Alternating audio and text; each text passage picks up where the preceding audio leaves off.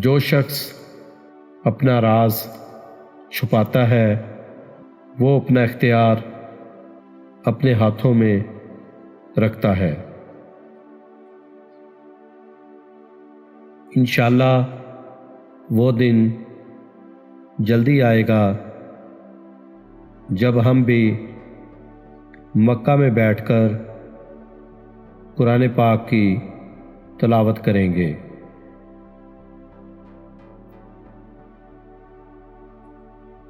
جہیز کیا ہوتا ہے اس باپ سے پوچھو جس کی زمین بھی چلی گئی اور بیٹی بھی۔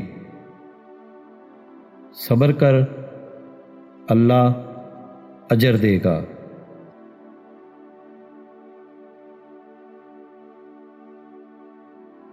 اللہ بہتر کرے گا، لیکن اگر اللہ نے بہتر نہ کیا تو ایمان رکھو اللہ بہترین کرے گا۔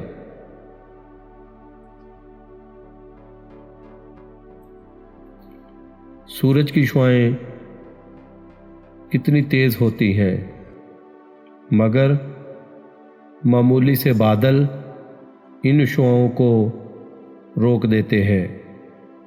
اسی طرح گناہ کتنے ہی زیادہ طاقتور ہوں، نماز انہیں روک دیتی ہے۔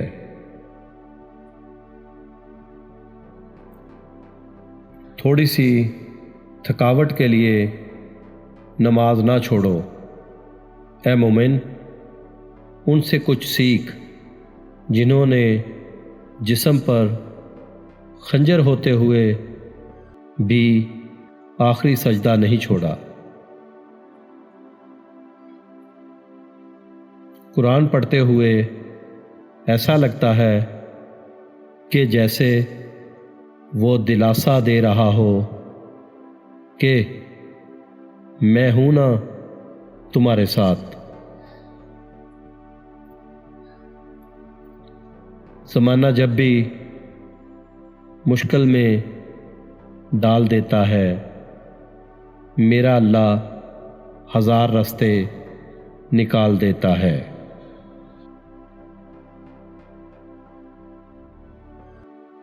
بہترین لوگ بہترین نیت رکھتے ہیں، جس کی وجہ سے اللہ ان کے تمام کاموں کو سنوار دیتا ہے، اور جس کام کو رب سنوار دے اسے کوئی بندہ کیسے بگاڑ سکتا ہے۔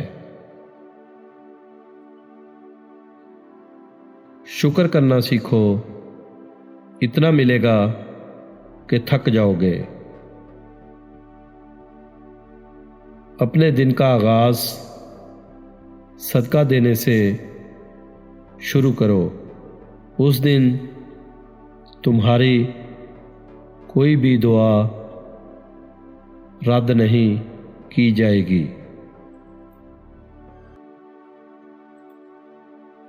ہر بات میں اللہ کا ذکر کرو گے تو ہر کام میں اللہ کو اپنے ساتھ پاؤ گے۔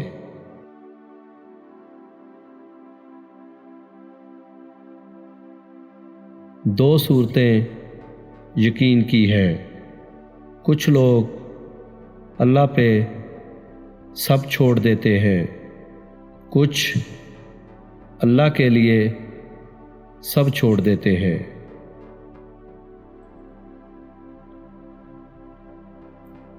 رب سے عشق میں ایک مقام وہ بھی آتا ہے، دعا تو بہت دور کی بات ہے، انسان صرف سوچتا ہے اور رب نواز دیتا ہے۔